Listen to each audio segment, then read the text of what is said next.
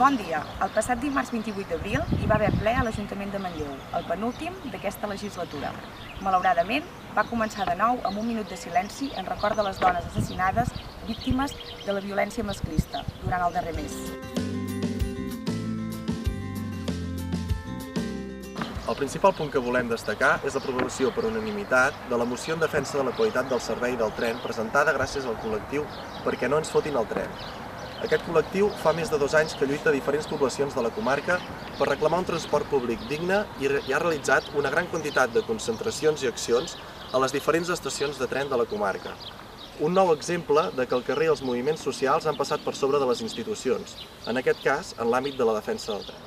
Una portaveu del col·lectiu va explicar el mal estat del servei i en la moció presentada es va demanar actuacions globals per millorar tota la línia R3, posant especial èmfasi a les mancances greus que presenta l'estació de Manlleu.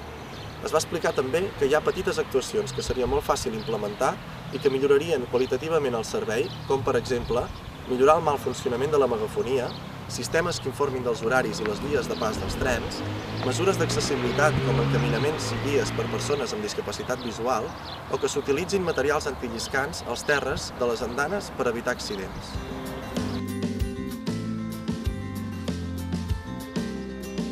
Per altra banda, el dia abans del ple, la premsa es feia ressò de la possibilitat imminent de que Manlleu recuperi la gestió de la zona blava i del pàrquing de la plaça. En finalitzar el ple, la CUP vàrem fer una pregunta relacionada amb aquesta qüestió. Per una banda, vam demanar el màxim de transparència en aquesta qüestió.